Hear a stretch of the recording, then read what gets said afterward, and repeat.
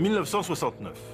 L'ordre règne à Berlin-Est, séparé depuis 8 ans de Berlin-Ouest par un mur impénétrable. Les deux Allemagnes apparaissent alors, chacune dans leur camp, comme des môles de stabilité sur lesquels viennent se briser les diverses vagues contestataires. L'Est connaît avec Walter Ulbricht une version non amendée du stalinisme soviétique. L'Ouest a sans interruption été dominé par un parti solidement conservateur, la CDU, qui a ancré le pays dans l'alliance américaine et l'anticommunisme sans nuance. Or, dès son avènement, Willy Brandt va changer radicalement la donne. En 5 ans de pouvoir, il bouleverse l'image de l'Allemagne de l'Ouest et introduit de nouveaux rapports à l'Est. Pour comprendre la portée de cet extraordinaire tournant, il faut tout d'abord considérer le point de départ dans la société allemande de l'Ouest de la prise de pouvoir de Willy Brandt. En 1945, on le sait, le territoire allemand avait été divisé en 4 zones d'occupation. La République fédérale naît de la fusion des 3 zones américaines, britanniques et françaises en 1949, tandis que les soviétiques font régner la dictature du Parti communiste, le SED, dans leur propre zone, baptisée par antiphrase République démocratique allemande.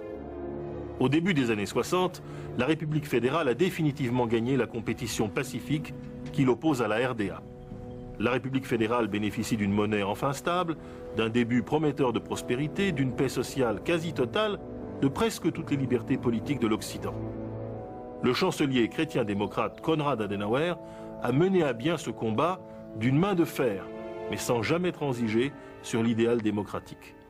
En politique étrangère, la doctrine Hallstein fait obligation au gouvernement de Bonn de rompre toute relation diplomatique avec les États qui reconnaîtraient Berlin-Est. Une notable exception est tout de même faite pour l'Union soviétique lorsque Khrouchtchev décide en 1956 de se rapprocher de la République fédérale. En s'intégrant ainsi à l'Ouest dans le cadre de la nouvelle communauté européenne, l'Allemagne de l'Ouest s'interdit toute initiative propre à l'Est. Existait-il une autre stratégie possible? Le leader de l'opposition de gauche, social-démocrate, Kurt Schumacher, l'a pensé dans les années 50, prônant la neutralité de l'Allemagne de l'Ouest. Cette ligne, tout à la fois nationaliste et pacifiste, qui conduisait au refus de l'OTAN et du réarmement allemand, avait fini par provoquer l'isolement croissant du SPD. La social-démocratie va sortir de cette impasse en changeant de leader et d'idéologie. En 1959, le congrès de Bad Godesberg représente le grand tournant. Le parti répudie le marxisme des grands ancêtres et accepte l'OTAN. Il se donne un nouveau leader charismatique en la personne du nouveau bourgmestre de Berlin-Ouest, Willy Brandt. Qui est-il? Ce nouveau leader est un personnage beaucoup plus complexe que ne le laisserait penser la vignette publicitaire qui en fait surtout un politicien jeune et moderne à l'américaine. En réalité, Brandt a commencé sa vie politique dans la République de Weimar dès l'adolescence.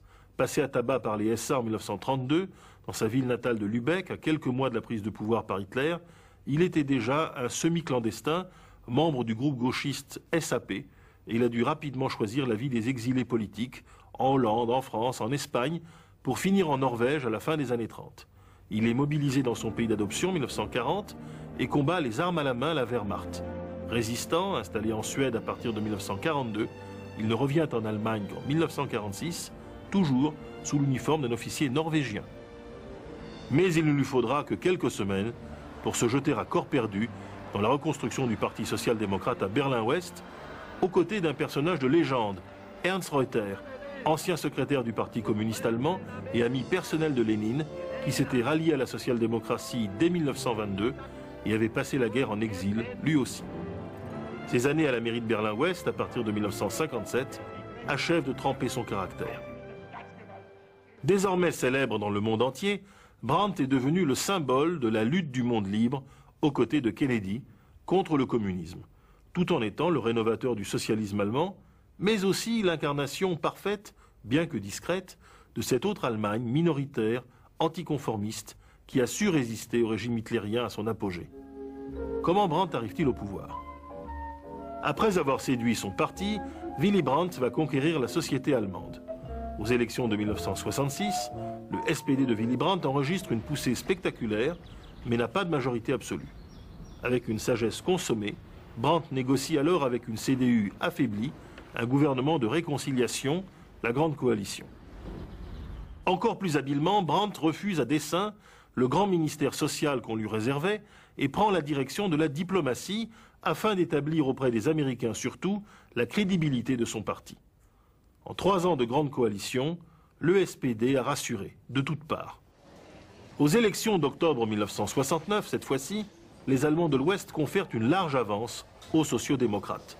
Après 40 ans d'éclipse, Willy Brandt devient ainsi, après Friedrich Ebert et Hermann Müller, le 3e chancelier socialiste de l'histoire allemande, le premier chancelier socialiste de l'après-guerre. Favorisé par une conjoncture économique exceptionnellement favorable et disposant d'une excellente équipe gouvernementale en matière de gestion quotidienne, Willy Brandt jouit en outre de la confiance absolue des syndicats. Avec de telles arrières, il va donc pouvoir se concentrer tout au long de ses 5 ans au pouvoir sur sa grande idée, atténuer la division de l'Allemagne en négociant avec Moscou un nouveau compromis nettement plus favorable aux libertés concrètes du peuple allemand. D'emblée, il annonce les nouveaux principes. Renoncement à la doctrine Hallstein, reconnaissance mutuelle des 2 États allemands sous des formes spécifiques, coopération économique avec l'Europe de l'Est. Mais pour danser, il faut être 2. Willy Brandt a besoin de trouver au Kremlin des interlocuteurs sans lesquels rien n'est sans doute possible. Pourquoi Moscou voudrait-il favoriser cette nouvelle politique allemande ? Par chance, le vent qui souffle de Moscou est étonnamment favorable. Depuis l'intervention en Tchécoslovaquie de 1968 et les émeutes de la Baltique en Pologne de 1970, les Soviétiques ont peur pour la stabilité de l'Europe de l'Est. Une consolidation de leur situation en Allemagne de l'Est, au cœur de l'Europe, apparaît comme une excellente affaire aux conseillers les plus pragmatiques de Brejnev. En outre, depuis 1969, la frontière chinoise s'est infectée à son tour, obligeant l'Union soviétique à monter la garde sur 2 fronts. C'est le moment que choisit Willy Brandt pour bouleverser la donne. Son premier geste consiste à donner à la RDA la satisfaction symbolique que celle-ci attendait depuis si longtemps, un début de reconnaissance officielle sous la forme d'une première visite du chancelier à l'Est. À Erfurt, capitale de la Thuringe, Willy Brandt serre la main du Premier ministre communiste Willy Stoph, mais surtout étreint une foule émue et enthousiaste qui scande son prénom et renverse les barrières de police. Puis, à la suite de négociations rondement menées, il signe coup sur coup 2 traités de normalisation germano-soviétique et germano-polonais. Le premier en août 1970, le second en décembre de la même année. À cette occasion, Willy Brandt accomplit un des gestes les plus forts de toute sa vie. Tombant à genoux, lui, le résistant d'avant la première heure, sur l'emplacement de l'Umschlagplatz, d'où partaient les déportés du ghetto de Varsovie, vers les camps de la mort. Désormais, la direction du SED de RDA, hostile à tout rapprochement qui, après Erfurt, bloque tout progrès des négociations avec Bonn, est isolée à l'Est. En mai 1971, les Soviétiques imposent la mise à l'écart du vieux stalinien Walter Ulbricht et son remplacement par le plus docile Erich Honecker. La voie est libre à l'Est pour un accord. Mais il faut désormais dégager les obstacles à l'Ouest, et en RFA même. Tour à tour, Brandt parvient à convaincre Nixon et Kissinger, et avec plus de réticence, Français et Britanniques, Pompidou et Rief. Mais c'est en Allemagne même qu'une fraction notable de la droite conservatrice se livre à un véritable baroud d'honneur pour empêcher la normalisation. Plusieurs députés sociodémocrates et libéraux font défection, dont le ministre des Finances, Karl Schiller. À la veille du vote décisif du Bundestag, au printemps 1972, la confédération syndicale DGB appellera encore à une grève générale politique de 24 heures. Le traité entre les 2 Allemagnes passera finalement à 2 voix de majorité. Certes, par cette série d'accords, l'Occident reconnaît le caractère pour l'instant intangible des frontières nées de la guerre froide.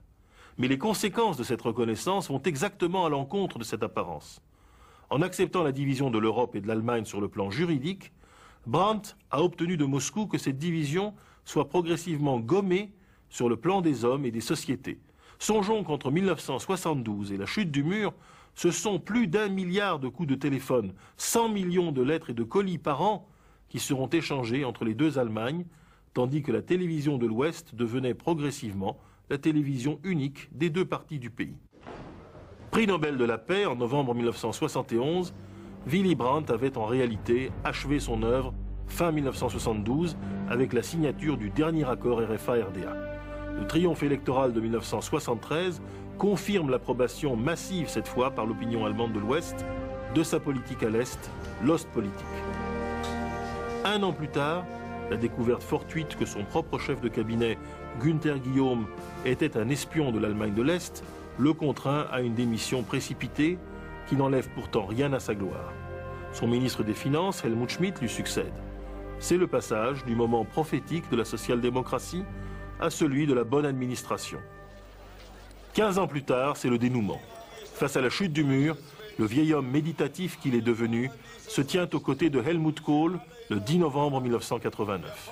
Il déclare « Maintenant se développe ensemble ce qui appartient à un même ensemble ».